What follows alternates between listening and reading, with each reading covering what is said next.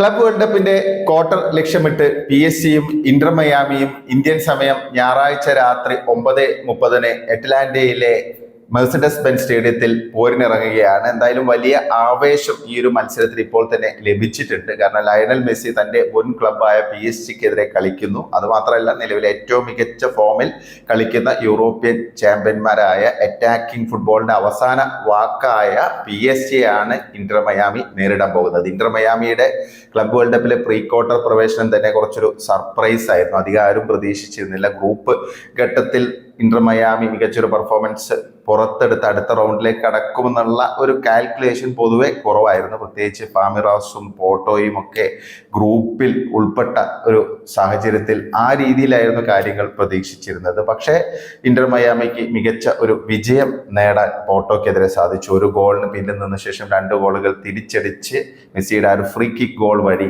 Inter Miami 3 point സ്വന്തമാക്കി എന്നുള്ളതാണ്. അവസാന ഗ്രൂപ്പ് മത്സരത്തിലാണെങ്കിൽ പാമിറാസിനെതിരെ 2-0 ലീഡ് ചെയ്തതിനു ശേഷമാണ് അവസാനം 2 ഗോളുകൾ വഴങ്ങി മത്സരം സമനിലയിലേക്ക് പോയത്. അതുകൊണ്ടാണ് 2ാം സ്ഥാനക്കാരായിട്ട് ഇപ്പം PSG നേരിടേണ്ട അവസ്ഥ വന്നത്. ഗ്രൂപ്പിൽ 1ാം സ്ഥാനക്കാരാവുകയാണെങ്കിൽ, അതായത് പാമറാസിനെതിരെ വിജയം നേടാൻ സാധിച്ചിരുന്നെങ്കിൽ പൊട്ടഫാഗോ ആകുമായിരുന്നു മെസ്സിയുടെയും ടീമിന്റെയും എതിരാളികൾ.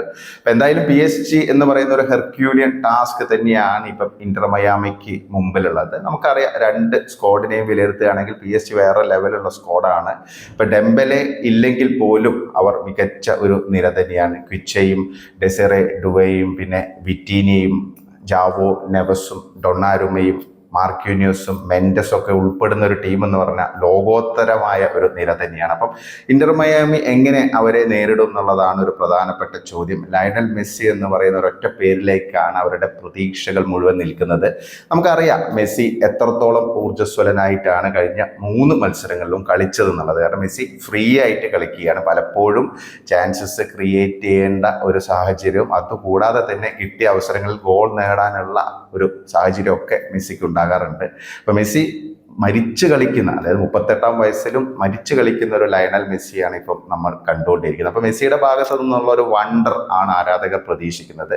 മെസ്സിയെയും സുവാരസിനെയും ജോർഡി ആൽബയെയും ബുസ്കറ്റ്സിനെയും മാറ്റി നിർത്തുകയാണെങ്കിൽ ഇന്റർ മയാമി എന്ന് പറഞ്ഞാൽ അറിയാം, നമുക്കൊരു ആവറേജ് നിര മാത്രമാണ്. വളരെ എക്സ്പീരിയൻസ് കുറഞ്ഞ, അല്ലെങ്കിൽ യൂറോപ്യൻ എക്സ്പീരിയൻസ് ഒന്നും ഇല്ലാത്ത പ്ലെയേഴ്സ് ചേർന്നതാണ് ഇന്റർ മയാമി. അപ്പോൾ അതുകൊണ്ട് തന്നെ അവർക്ക് ഒരുപാട് പരിമിതികളുണ്ട്. ഇപ്പോൾ PSG-ക്കെതിരെയുള്ള മത്സരത്തിൽ ഒരു ഡൊമിനേഷൻ എന്തായാലും PSG-ക്ക് ആയിരിക്കും എന്നുള്ള കാര്യത്തിൽ യാതൊരു സംശയവുമില്ല. പക്ഷേ ഇന്റർ മയാമിയെ സംബന്ധിച്ച് നല്ലൊരു ചെറുത്തുനിൽപ്പ് നടത്തുക എന്നുള്ളതാണ്. കാരണം ആരാധകരെ സംബന്ധിച്ചാണെങ്കിലും ക്ലബിന്റെ ഒരു സാഹചര്യം നോക്കുകയാണെങ്കിലും നമുക്കറിയാം, കാരണം ഇതൊരു വലിയ ഒരു ലീപ്പ് തന്നെയാണ് ഇന്റർ മയാമിയെ പോലുള്ള ഒരു ക്ലബിന്. കാരണം ക്ലബ് വേൾഡ് കപ്പിന്റെ പ്രീ ക്വാർട്ടറിൽ കടന്നിരിക്കുകയാണ്. അപ്പം ഇത് തന്നെ ഒരു അച്ചീവ്മെന്റ് ആണ്. അപ്പം അതിനുപരിയായിട്ട് ഇനി എന്ത് അത്ഭുതങ്ങൾ അവർക്ക് സൃഷ്ടിക്കാൻ പറ്റും എന്നുള്ളതാണ് അറിയാനുള്ളത്. പിന്നെ PSG സംബന്ധിച്ച് PSG ഒരു മത്സരം ഈ ഗ്രൂപ്പ് ഘട്ടത്തിൽ പരാജയപ്പെട്ടിരുന്നു പൊട്ടഫാഗോയോട് 1-0 PSG തോൽവി വഴങ്ങിയത്.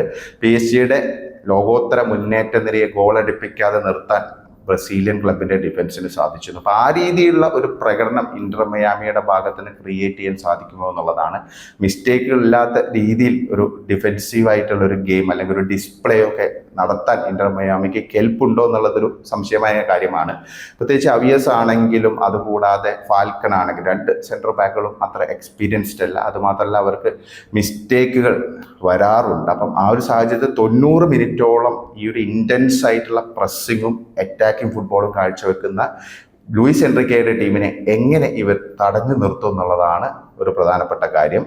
പിന്നെ നമ്മൾ ഈ ചില സന്ദർഭങ്ങളൊക്കെ കണ്ടിരുന്നു. ഇപ്പം കഴിഞ്ഞ 2ാമത്തെ മത്സരത്തിൽ, ഗ്രൂപ്പ് ഘട്ടത്തിലെ 2ാമത്തെ മത്സരത്തിൽ പോർട്ടോക്കെതിരെ ആ ഒരു വിജയം നേടിയപ്പോൾ 54ാമത്തെ മിനിറ്റിലാണ് മെസ്സിയുടെ 2ാമത്തെ ഗോൾ, അതായത് മെസ്സി നേടിയ ഫ്രീ കിക്ക് ഗോൾ, അതായത് 2ാമത്തെ ഗോൾ ഇന്റർ മയാമിയുടെ വരുന്നത്. അതിന് ശേഷം ഏതാണ്ട് 35 മിനിറ്റോളം നല്ല രീതിയിൽ ഡിഫെൻഡ് ചെയ്ത് ഗോൾ വഴങ്ങാതെ മത്സരം സ്വന്തമാക്കുന്ന ഒരു പ്രകടനമാണ് അന്ന് ഇന്റർ മയാമിയുടെ ഡിഫൻസ് കാഴ്ചവെച്ചു. അപ്പം മെസ്സി കളിക്കുമ്പോൾ അദ്ദേഹം ഊർജ്ജസ്വലനായിട്ട് മുന്നിൽ നിന്ന് പടം നയിക്കുമ്പോൾ ആ ലെവലിലുള്ള ഒരു എനർജി മറ്റ് താരങ്ങളിലേക്ക് വരുന്ന രീതിയിലുള്ള ഒരു സിറ്റുവേഷൻ ആണ് എല്ലാവരും പ്രതീക്ഷിക്കുന്നത്. അപ്പം ആ രീതിയിലുള്ള ഒരു മത്സരം തന്നെ ആയിരിക്കും ഇതെന്ന് നമുക്ക് കരുതാം. പക്ഷേ PSG-ക്ക് വ്യക്തമായ മുൻതൂക്കം ഉണ്ട് എന്നുള്ള കാര്യത്തിൽ സംശയമില്ല. അപ്പം ഇത്രയും ഇൻ്റലിജൻ്റ് ആയുള്ള പ്ലെയേഴ്സ്, ഇത്രയും എക്സ്പീരിയൻസ് ആയുള്ള പ്ലെയേഴ്സ്, പിന്നെ വളരെ അപകടകാരികളായുള്ള പ്ലെയേഴ്സ്, ഇതെല്ലാം ചേർന്ന ഒരു നിരയാണ് PSG-യുടേത്. PSG-യുടെ 2 വിങ്ങിൽ കൂടെയുള്ള അറ്റാക്കുകൾ, അതുകൂടാതെ അവരുടെ ലീത്തലായിട്ടുള്ള ആ ഒരു പ്രസ്സിങ്, അപ്പോൾ ഇതെല്ലാം കൂടെ ചേരുമ്പോൾ, പിന്നെ ഡിഫൻസിലാണെങ്കിലും മികച്ച കൺസിസ്റ്റൻസിയോടെ കളിക്കുന്ന ഒരു ക്ലബ്ബാണ് PSG. പിന്നെ ഇതിൽ ഏറ്റവും പ്രധാനപ്പെട്ട ഒരു കാര്യം, ഇന്റർ മയാമി PSG പോരാട്ടം വരുമ്പോൾ തന്നെ വലിയ ചർച്ചയായിക്കൊണ്ടിരിക്കുന്നത് ലയണൽ മെസ്സിയും ന്യൂനോ മെൻഡസും തമ്മിലുള്ള ഒരു ഫേസ് ഓഫ് ആണ്. മെസ്സിയെയും മെൻഡസിന് പൂട്ടാൻ പറ്റുമോ എന്നുള്ളതാണ് ഒരു പ്രധാനപ്പെട്ട ഒരു $1 മില്യൺ ചോദ്യമായിട്ട് നിൽക്കുന്നത്. മുഹമ്മദ് സലയെയും ബുക്കായോ സാക്കയെയും ലെമീൻ യമാലിനെയും ഒന്നുമല്ലാതാക്കി പൂട്ടി അല്ലെങ്കിൽ പോക്കറ്റിലിട്ട ന്യൂനോ മെൻഡസ് മെസ്സിയെയും പൂട്ടുമോ എന്നുള്ളതാണ്. പക്ഷേ മെസ്സിയെ പൂട്ടുക എന്നുള്ളത് അസാധ്യമായ ഒരു കാര്യമാണെന്നുള്ളതാണ് പൊതുവെയുള്ള ഒരു വിലയിരുത്തൽ. പക്ഷേ മെൻഡസിന് ഈ ഒരു ഗെയിമിൽ എത്രത്തോളം വിജയം നേടാൻ സാധിക്കുമെന്ന് എല്ലാവരും ആകാംക്ഷയോടെ കാത്തിരിക്കുന്ന ഒരു കാര്യമാണ്. അപ്പം എന്തായാലും നമുക്ക് ഈ ഒരു മത്സരത്തിനായി കാത്തിരിക്കുക. കൂടുതൽ പ്രവചനത്തിന് വലിയ ഒരു സാങ്കത്യം ഉണ്ടെന്ന് തോന്നുന്നില്ല. പക്ഷേ വ്യക്തമായിട്ട് തന്നെ PSG-ക്ക് മുൻതൂക്കമുണ്ട്. അപ്പം PSG-ക്കെതിരെ നല്ലൊരു പോരാട്ടം കാഴ്ചവെക്കുക എന്നുള്ളതായിരിക്കും ഹാവിയർ മഷറാനോയുടെ ഇന്റർ മയാമിക്ക് മുമ്പിലുള്ള ഒരു പ്രധാന ലക്ഷ്യം. നിങ്ങൾക്ക് എന്താണ് തോന്നുന്നത് ഈ ഒരു മത്സരത്തെക്കുറിച്ച്? അതായത് ഇന്റർ മയാമിയുടെ ഒരു പ്രകടനം എത്രത്തോളം പ്രതീക്ഷിക്കുന്ന രീതിയിലേക്ക് ഉയരും, അല്ലെങ്കിൽ ഒരു വിജയമൊക്കെ നേടാനുള്ള ഒരു കെൽപ്പ് ഇന്റർ മയാമിക്കുണ്ടെന്ന് നിങ്ങൾ കരുതുന്നുണ്ടോ? നിങ്ങളുടെ വിലയേറിയ അഭിപ്രായങ്ങൾ കമൻ്റായി രേഖപ്പെടുത്തണേ.